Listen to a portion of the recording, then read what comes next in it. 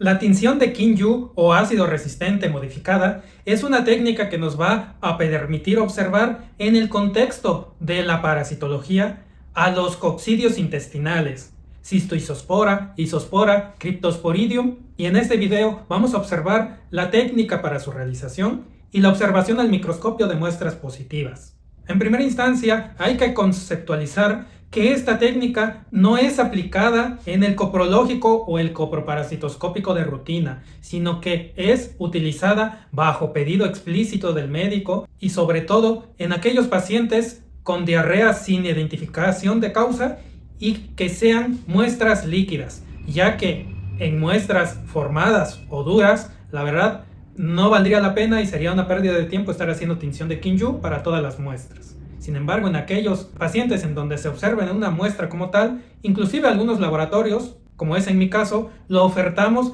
aún sin solicitud explícita, ya que en estas ocasiones vale la pena hacer la búsqueda, pero no en todas las muestras para coprológico. Entonces, con la muestra de heces líquida, lo que vamos a realizar va a ser un extendido sobre una laminilla, el cual debe quedar una película totalmente fina para que no interfiera en la lectura microscópica.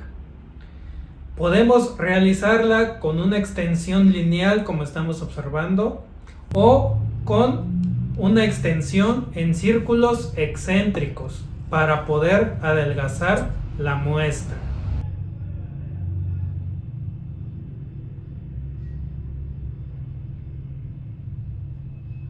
Esta preparación se va a dejar secar al aire. El tiempo que puede tardar pues va a variar dependiendo de la humedad, la temperatura, etc. Sin embargo, con una media hora o a veces hasta una hora ya es suficiente. Es decir, que a contraluz ya no se vea humedecido el portaobjetos.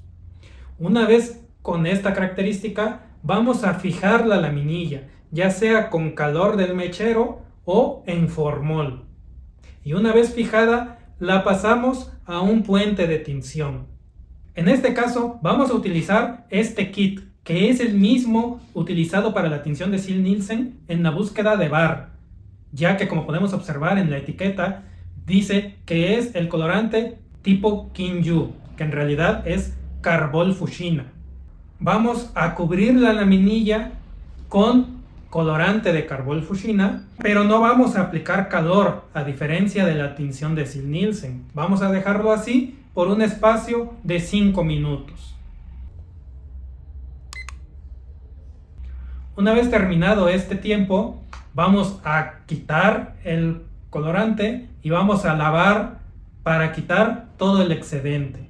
Vamos a enjuagar con agua y con la mano vamos a eliminar el exceso de agua que haya quedado en la preparación, ya que aún como lo observamos lavándolo por la parte de atrás va a quedar bastante humedecido.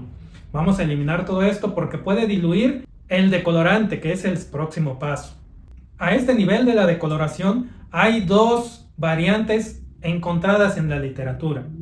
Una que dice que debemos utilizar ácido sulfúrico al 1% y otra que dice que podemos utilizar el mismo alcohol ácido del kit de Ziehl-Neelsen. De manera particular he probado las dos variantes y he obtenido resultados satisfactorios con cualquiera de las dos variantes. Solamente la única observación que podría yo hacer es que con el alcohol ácido se obtiene una decoloración más uniforme y más rápida en comparación con el ácido sulfúrico al 1%. Entonces vamos a cubrir la laminilla ya sea con el ácido sulfúrico, como estamos observando en esta secuencia, o bien con el alcohol ácido. Y lo vamos a dejar 2 minutos, sea cual sea el decolorante utilizado. Sin embargo, hay que hacer la aclaración que a veces no va a quedar decolorado completamente como estamos observando en esta situación y habrá que colocar de nuevo más decolorante por 1 o 2 minutos más, es decir, hasta que veamos que la preparación haya quedado incolora, casi como cuando estaba fijada, sin haber tenido carbolfuchina, porque recuerden que este colorante carbolfuchina es el que va a teñir a los coccidios, por lo tanto no tendría que verse macroscópicamente esta coloración.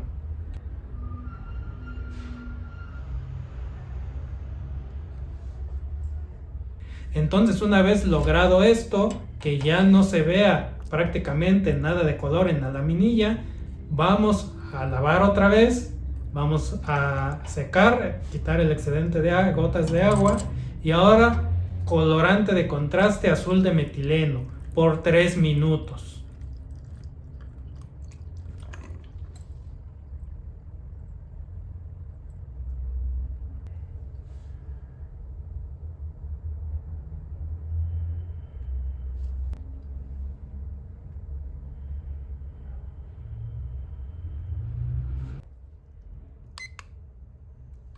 Una vez terminado este lapso de tiempo, lavamos con agua y quitamos el exceso o las manchas de colorante por la parte de atrás, aprovechando que está húmeda la laminilla, y la dejamos secar.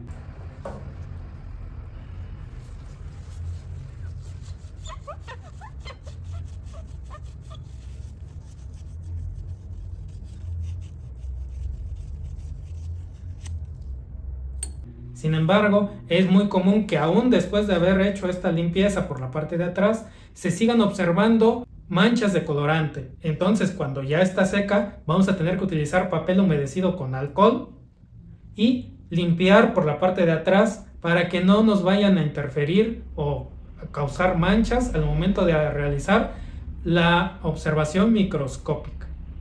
Y así es como se observa la laminilla bien teñida una vez terminado el procedimiento, totalmente de color azul. Entonces vamos a pasarlo al microscopio y vamos a observarlo en aumento de 100x. En primera instancia tenemos una muestra positiva a ciclospora. Ciclospora mide de 8 a 10 micras aproximadamente, es de forma esférica y en su interior se puede observar material irregular filamentoso. Y una característica clave aquí es que es de tinción irregular con el colorante carbol fuchsina, es decir, algunas se observan totalmente de color rojo o rosa, pero algunas se van a observar de un color un poco más pálido e inclusive incoloras, pero que va a dejar la forma como que el hueco ahí blanco contra todo el fondo azul. Ahora observamos una muestra positiva a Cryptosporidium. Estas son estructuras que se tiñen uniformemente de color rosado oscuro o rojo, pero que van a ser más pequeñas que Ciclospora, aproximadamente la mitad, ya que este mide de 4 a 5 micras, y su característica primordial es que adentro de él se van a observar 4 esporozoitos sin esporoquiste, que son estas formas filamentosas como en forma de bigote o de plátano, y pueden observarse hasta 4. Cabe aclarar que tanto Ciclospora como Cryptosporidium, a estas formas parásitas se les va a denominar como ooquiste. Por otra parte, Cistoisospora es de una característica ovalada y que en el interior del ooquiste se van a observar 1 o 2 esporoquistes, que son esos círculos que se observan en su interior. Aunque cabe aclarar que este microorganismo no es tan difícil o prácticamente es imposible no verlo en la preparación directa con Lugol, como lo estamos observando aquí, pero que también toma el color ácido alcohol resistente en esta técnica. Por eso se menciona en este apartado. Y por último, los Microsporum, el cual es un filo aparte y que engloba generalmente a los géneros Encefalocitosón y Enterocitosón. Son unos microorganismos más raros y menos estudiados que los anteriores, muy pequeños, que miden aproximadamente 2 por 4 micras, es decir, casi del tamaño de una bacteria, un poquito más grande, por lo cual es muy difícil su identificación. Pueden llegar a verse con la tinción de Kinju, pero la bibliografía menciona que es mejor en estos casos en donde puede dar alguna duda de que si es Microsporidium o no, de realizar la tinción de Weber. Por último, no queda más que aclarar que, aunque anteriormente estos organismos se encontraban únicamente en pacientes con SIDA, no necesariamente debe de ser el caso. Si te gustó el video o te sirvió para alguna práctica, me encantaría que me regalaras un like, una suscripción al canal, es gratuita, o echar un vistazo a otros videos relacionados con el área de parasitología. Nos vemos en la próxima.